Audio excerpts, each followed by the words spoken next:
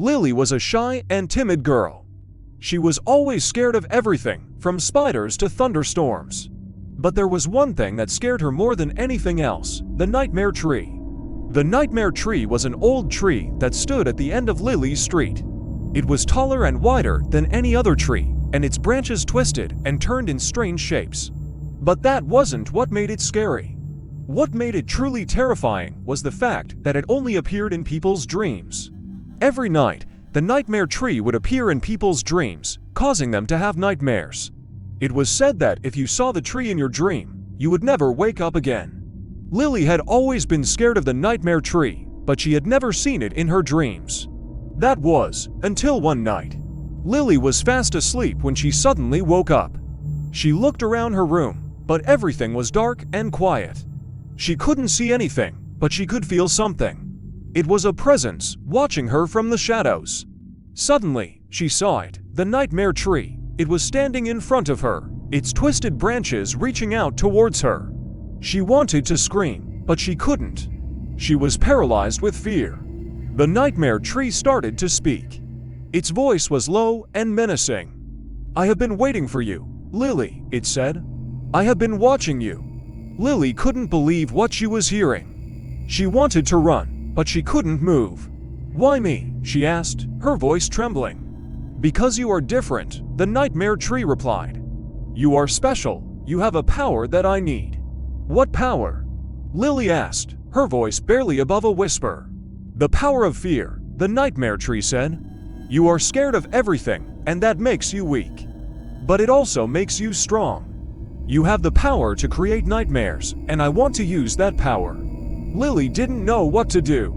She didn't want to help the nightmare tree, but she didn't know how to stop it.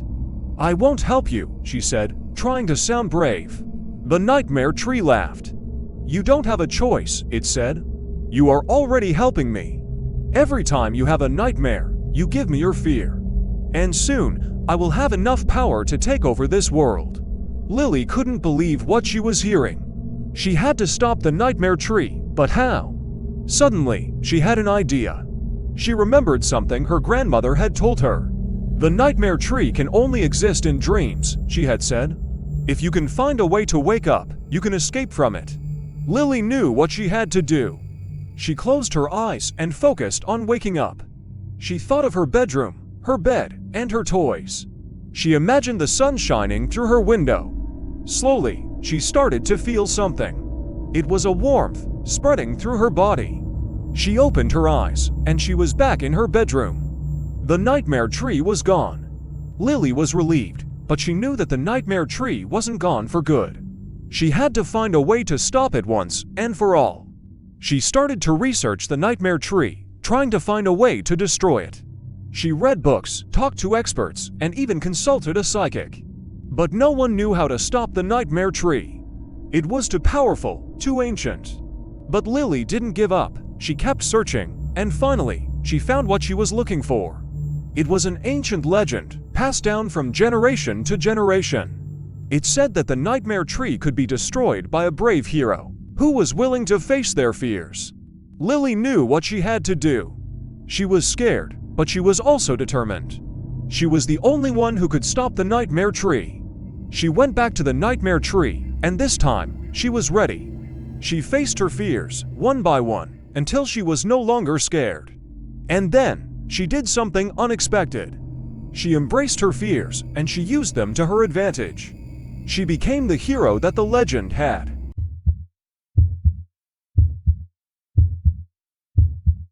Jack and his girlfriend, Emily, were excited for their road trip. They had been planning it for months, and they couldn't wait to hit the open road. They packed their bags, filled up the gas tank, and set off on their adventure. As they drove through the countryside, they stumbled upon a small town that they had never heard of before. It was called Blackwood, and it seemed like the perfect place to stop for the night. They found a cozy little inn and checked in for the night. After they dropped off their bags, they decided to take a walk around the town. They walked down the main street, taking in the sights and sounds of the small town. But as they walked, they noticed something strange. Everywhere they looked, they saw black flowers. They were in the gardens, on the side of the road, and even on the buildings. They had never seen anything like it before. "What are those flowers?" Emily asked, pointing to a cluster of black flowers. "I have no idea," Jack said, shrugging. "I've never seen anything like them before." As they walked, they noticed that the black flowers seemed to be following them. No matter where they went, they couldn't escape them. They decided to head back to the inn, but as they walked, they noticed that the black flowers were starting to change. They were no longer just flowers. They were starting to move, twisting, and turning in strange ways. Jack and Emily started to feel uneasy. They quickened their pace, but the black flowers seemed to be gaining on them. Suddenly, they heard a voice. "Stop," the voice said. They turned around, and they saw an old woman standing in front of them. She was holding a black flower in her hand. "Stay away from the black flowers," she said. "They are not what they seem." "What do you mean?" Emily asked. "They are cursed," the old woman said. "Anyone who touches them will be cursed." "Cursed?" Jack asked. "What do you mean?" "They will be taken over by the spirit of the black flowers," the old woman said. "They will become one of them." Jack and Emily didn't know what to think. They wanted to leave, but they couldn't move. They were frozen in fear. The old woman stepped closer to them. "You must leave this town now," she said, "before it's too late." Jack and Emily didn't need any more convincing. They turned and ran, not stopping until they were back at the inn. They locked the door and hid under the bed, but they could still hear the black flowers. They could hear them scratching at the door, trying to get in. They stayed under the bed all night, too scared to move. When morning came, they left the inn and didn't look back. As they drove away, they saw the black flowers everywhere. They were on the side of the road, in the fields, and even on the trees. They never forgot about the black flowers and the curse that came with them. They never went back to Blackwood, and they never spoke of the black flowers again. But every time they saw a black flower, they were reminded of that night. They were reminded of the curse that still haunted them. The black flowers were a mystery, one that Jack and Emily would never forget. They were a symbol of the unknown, of the fear that still lingered in their hearts. They would never forget the black flowers, and they would never go back to Blackwood. They would never forget the curse that still haunted them. The black flowers were a part of them now, a part of their past that they could never escape. They would always be remembered, always be feared. And that was the curse of the black flowers.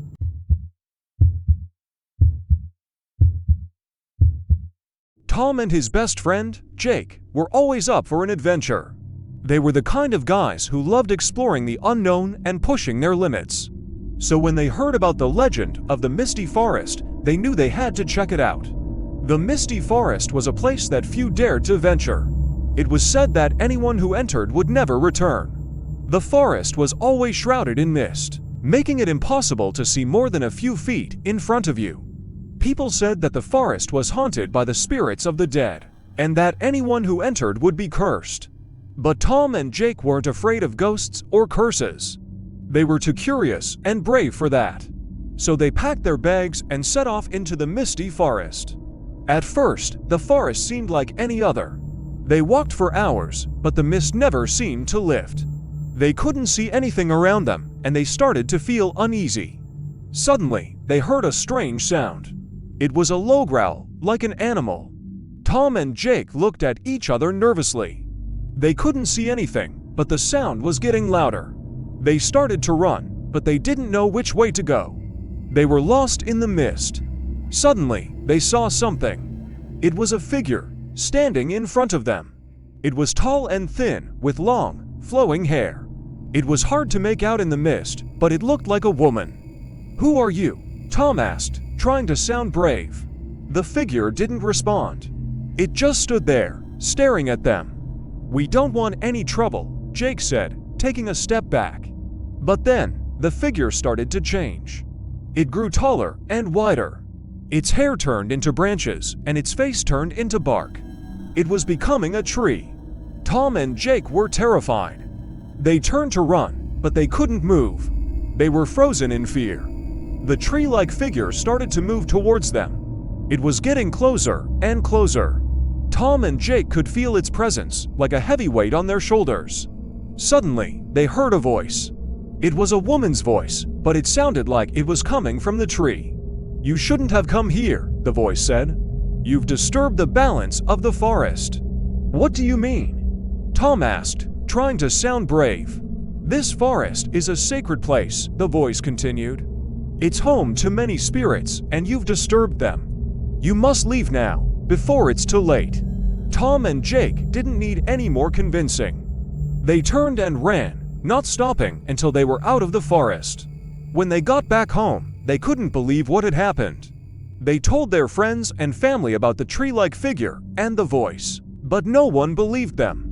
They thought they were making it up. But Tom and Jake knew what they had seen. They had ventured into the misty forest and come back with a story. They had faced their fears and lived to tell the tale. From that day on, they never forgot the lesson they had learned. The misty forest was a place of mystery and danger, and they had been lucky to escape with their lives. They never went back, but they never forgot the lesson the forest had taught them. The misty forest was a place of mystery and danger, but it was also a place of beauty and wonder. Tom and Jake had been brave enough to venture into the unknown, and they had come back with a story. They had faced their fears and lived to tell the tale. And that was the greatest adventure of all.